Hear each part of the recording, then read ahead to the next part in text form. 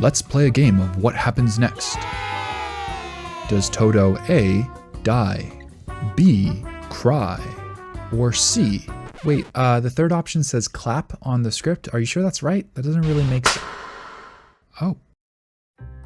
With season 2 of Jujutsu Kaisen airing and every episode hitting harder than that drum solo from that Phil Collins song, you know, the one that goes Yeah, Jujutsu Kaisen's like that. But with how amazing season 2 has been, I found myself wanting to return to something I noticed in season 1 that I thought was remarkable. Jujutsu Kaisen, just like almost any other shonen anime, has a magic system. And because so many different animes have magic systems, when a show comes along and makes a really cool system, it stands out from the rest. Some of my favorite animated shows come with great magic systems. Hunter x Hunter, Avatar: The Last Airbender, Naruto. Well, kinda Naruto.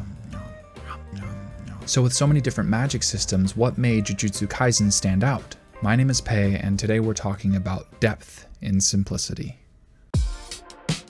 While a good magic system can make a show great, a bad magic system can take away a lot. For example, you've probably heard of the term power creep, which refers to in a story when a magic system needs to continue one-upping itself, creating more and more exaggerated powerful abilities. The most obvious example that comes to mind for me is Dragon Ball Z, where they went Super Saiyan, but then they needed a bigger moment, so they went Super Saiyan 2, but then they needed a bigger moment, so it went to 3, 4, or 5. It feels like they took the story of Samson, they're like, well, he had long hair and got more powerful, so we should do that too. But I think there's a secret to making a good magic system that a lot of creators overlook. When you can make any magic you want, it's easy to go big, but limitations often contribute to more interesting conflict. So the best way to make a compelling magic system is to start simple and then find depth within that simplicity. Because there's this misunderstanding that to make a complex magic system, it needs to be complicated. But a simple idea is often one that can be explored the most. Spoiler warning for season 1 of Jujutsu Kaisen. My friend.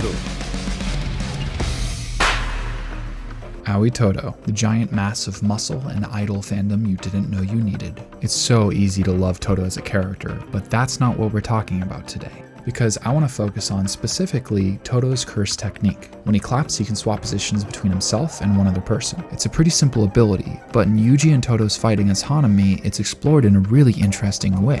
Whether it's swapping himself with his ally, or his enemy with his ally, or his enemy with himself, it's consistently used in a really interesting way. And while it's a simple power, it's really effective. And think about the fight scene that the writers chose to tell. This power would be less interesting in a one-on-one fight. It's great at enabling teammates and limiting opponents. And in the wrong hands, it wouldn't be very effective. Because that's what well-developed magic systems allow for, a huge range of expression, while also feeling very stable and consistent. It's really important to avoid Deus Ex Machinas unless they feel like they're properly set up, or they have adequate consequence. Because a good magic system should feel like a science more than magic.